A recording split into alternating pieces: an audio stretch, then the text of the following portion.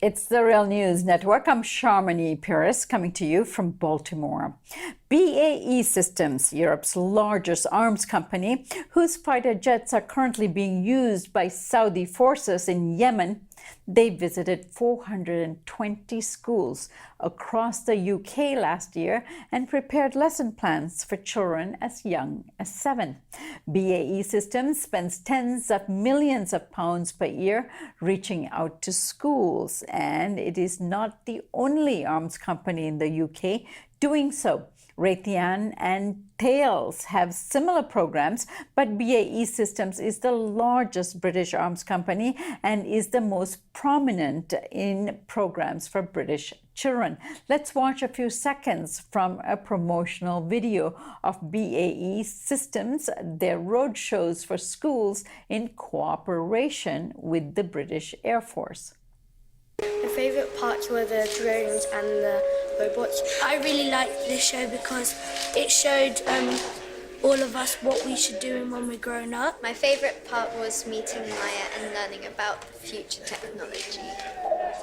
Now, this is not any different, I think, from the kinds of robotics laboratories we are seeing in our schools, sponsored by NASA, the space agency of the government. Now, The Guardian just published an extensive overview of this program and interviewed many people, including our next guest, Andrew Smith, and the campaign he runs to end arms industry outreach into our schools. Now, Andrew Smith is a spokesperson for the Campaign Against Arms Trade, or CAT, and he has written for a range of political magazines and national newspapers. He joins us today from UK. Andrew, I thank you so much for joining us today. Thank you. Thank you for having me. Andrew, let's start off with how pervasive this kind of outreach by BAE Systems and, of course, other arms manufacturers are in terms of their outreach to schools. Well, it's something which arms companies are putting an increased focus on. It's something we've seen a lot more of over recent years. And BAE Systems may well be the company that's doing it the most, but it's certainly not the only company. When we think about other arms companies like Raytheon, such as Thales, such as Leonardo, they're all trying to do the same thing, because increasingly schools are becoming corporate battlegrounds for private business who are trying to improve their brand, trying to improve their image, and trying to reach out to children. And what is the rationale being used by British Air Force and BAE Systems for this? Why do they say this is an important program for children? Well, they say it's all about promoting careers in science and things like that. But I don't really think BAE Systems is interested in the quality of education. It's interested in BAE Systems. And when we look at some of the things that are being done in schools, whether it is the lesson plans that BAE are putting together for children as young as 7, whether it is the competitions arms companies are having with school students across the country to design drones, design other types of weaponry, whether it's the promotional materials which are being produced by arms companies like Thales, some of which even have mascots clearly targeted at children.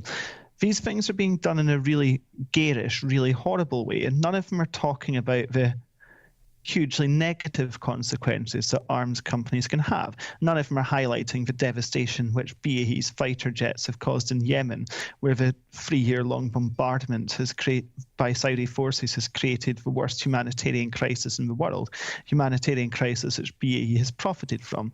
When Raytheon is going into schools, they're not telling children about the missiles which they prepare, which have destroyed civilian targets up and down and all across Yemen. The arms companies aren't presenting very terrible, grim, stark realities and the devastating reality of what their deadly products can do. Now, some of this takes place here in the US. For example, NASA, the National Aeronautics and Engineering Government Agency, which is highly influenced by arms manufacturers and the military industrial complex, are also in our schools. But there's a caveat there: because it's NASA, because it's a government agency, somehow it's pushed to the children as you said, as science and technology, and learning how to do these terrific things and go to space and learn engineering, essentially. Now, is that how it's also being promoted? But this program that I'm talking about isn't targeted at kids that are 7 years old. This is more for maybe junior high and high school. Well, I think there's always serious ethical considerations to be made before any kind of private company goes into schools, because there's always going to be issues with what a company is looking out for. The bottom line for private business, whether it's BAE or anybody else, is always profitability. It's always the bottom line. And the question always has to be asked, what are they getting out of it? Now, these questions have to be applied to all private companies, but they're made even more pertinent, even more important when we're talking about companies that arm and support human rights abusing regimes around the world, and specifically to profit from war and conflict around the world. I think there's a difference when you are talking about government bodies, but even then, schools are fundamental to our society, and we should always be asking very tough questions about why people are going into schools and what they're getting out of it. And those questions have to be asked even more so when we're talking about companies like BAE. Andrew, recently we know that Lockheed Martin manufactured a bomb was used in order to bomb Yemen, and it hit a school bus, and some 29 children and 51 people in all were killed by this bomb. Now, I'm sure they're not using images from these bombs in the schools, but parents are obviously aware of what's happening in places like Yemen and the role of these arms manufacturers. So what are they doing about resisting this kind of programming in the classroom? Well, a lot of parents haven't been aware that this is happening in the first place. A lot of parents simply aren't aware that arms companies are putting such effort into getting into their children's classrooms. And the amount of parents who've been in touch with us following the publication of the research last week has been staggering. We've had a lot of parents from all across the UK who have been shocked to discover this is happening. And Lockheed Martin is the world's biggest arms company. It has sold arms to almost every human rights abusing regime you can possibly think of. And yes, it produced bombs which were used in Yemen, which bombed that school bus, which killed dozens of children who were returning from a picnic and got blown up. The bus got blown up by a Lockheed Martin bomb. The Saudi military described it as a legitimate military operation. They've subsequently done study afterwards and found that they should never have bombed a bus, which of course anyone else could have told them in the first place. But to Lockheed Martin, this kind of terrible bombardment, this isn't a tragedy to them. To them, it's a business opportunity. To Lockheed Martin, conflict is the bread and butter of their existence. It's what makes them profitable. It's what they do. That's why we have to be asking serious questions about whether or not Lockheed Martin should be allowed into school classrooms. We believe the vast majority of parents would be firmly opposed to the idea, and we hope it's something which local authorities and schools take action on and stop. All right, Andrew, talk about your program. Now, you reach out to schools and governors, headmasters, and try to stop them from collaborating in this cooperation with arms manufacturers. However, I imagine it's difficult for them to turn down programs which is sold to them as science, technology, and engineering by companies like BAE Systems. So when schools are so underfunded and kids could really benefit from infusion of funds in this area? Well, there are definitely serious funding problems for schools in the UK, and it won't just be in the UK, it's all over. There are always serious funding issues.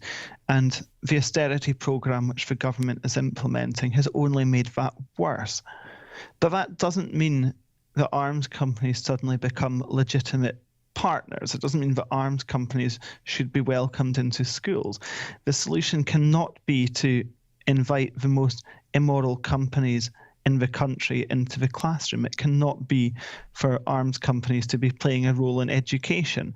And we don't believe that it's something that people in the UK want to see either. In fact, poll after poll has shown that the overwhelming majority of people all across the UK, over 2/3 in fact, oppose arms exports to human rights abusing regimes.